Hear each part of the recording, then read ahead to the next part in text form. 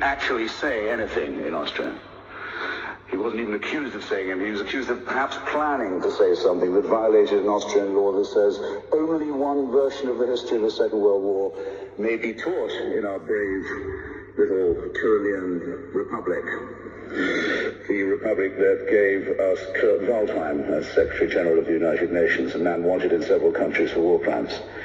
You know, the country that has Jörg Haider, the leader of its own fascist party, in the cabinet that sent David Irving to jail. You know the two things that have made Austria famous, given its reputation, by any chance? Just what I've got you. I hope there are some Austrians here to be upset by it. Well, it pity if not, but the two great achievements of Austria are to have convinced the world that Hitler was German and Beethoven was Viennese. Now to this proud record they can add, they have the courage finally to face their past and lock up a British historian who's committed no crime except that of thought and writing. And that's a scandal. And I can't find a seconder usually when I propose this, but I don't care. I don't need a seconder. My own opinion is enough for me, and I claim the right to have it defended against any consensus, any majority, anywhere, any place, any time. And anyone who disagrees with this can pick a number, get online, and kiss my ass. Now, I don't know how many of you don't feel you're grown up enough to decide this for yourselves and think you need to be protected from David Irving's edition of the Goebbels diaries, for example, out of which I learned more about the Third Reich than I had from studying Hugh Trevor Roper and A.J.B. Taylor combined when I was at Oxford. But for those of you who do, I'd recommend another short course of revision. Go again and see not just the film and the play, but read the text of Robert Bolt's wonderful play, Man for All Seasons. Some of you must have seen it. Where Sir Thomas More decides that he would rather die than lie or betray his faith. And at one moment, More is arguing with a particularly vicious witch-hunting prosecutor, a servant of the king, and a hungry and ambitious man. And More says to this man, you'd break the law to punish the devil, wouldn't you? And the prosecutor, the witch hunter, says, break it. He said, I'd cut down every law in England if I could do that, if I could capture him. And More says, yes, you would, wouldn't you? And then when you corner the devil and the devil turned around to meet you, where would you run for protection? All the laws of England having been cut down and flattened, who would protect you then? Bear in mind, ladies and gentlemen, that every time you violate or propose to violate the free speech of someone else, you, in potentia, you're making a rod for your own back, because the other question raised by Justice Oliver Wendell Holmes is simply this: who's going to decide?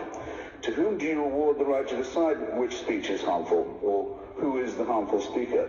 Or to determine in advance what are the harmful consequences going to be that we know enough about in advance to prevent? To whom would you give this job? To whom are you going to award the task of being the censor? Isn't it a famous old story that the man who has to read all the pornography in order to decide what's fit to be passed and what is fit not to be is the man most likely to become debauched? Did you hear any speaker in the opposition to this motion, eloquent as one of them was, to whom you would delegate the task of deciding for you what you could read, to whom you would give the job of deciding for you, relieve you of the responsibility of hearing what you might have to hear? Do you know anyone? Hands up. Do you know anyone to whom you give this job?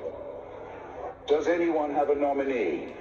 You mean there's no one in Canada good enough to decide what I can read or hear? I had no idea. But there's a law that says there must be such a person, or there's a subsection of some piddling law that says it.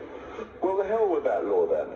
It's inviting you to be liars and hypocrites and to deny what you evidently know already. About the censorious instinct, we basically know all that we need to know. We've known it for a long time. It comes from an old story about another great Englishman, sorry to sound so particular about that this evening, Dr. Samuel Johnson. the great lexicographer, author of the first compiler, I should say, of the first great dictionary of the English language. When it was complete, Dr. Johnson was waited upon by both delegations of people to congratulate him, of the nobility, of the quality, of the commons, of the lords, and also by a delegation of respectable ladies of London, who attended on him in his Fleet Street lodgings and congratulated him. Dr. Johnson, they said, we are delighted to find that you have not included any indecent or obscene words in your dictionary. Ladies, said Dr. Johnson, I congratulate you on being able to look them up. Anyone who can understand that joke, and I'm pleased to see that about 10% of you can, gets the point about censorship, especially prior restraint, as it's known in the United States, where it's banned by the First Amendment to the Constitution. It may not be determined in advance what words are apt or inapt. No one has the knowledge that would be required to make that call, and, more to the point, one has to suspect the motives of those who do so.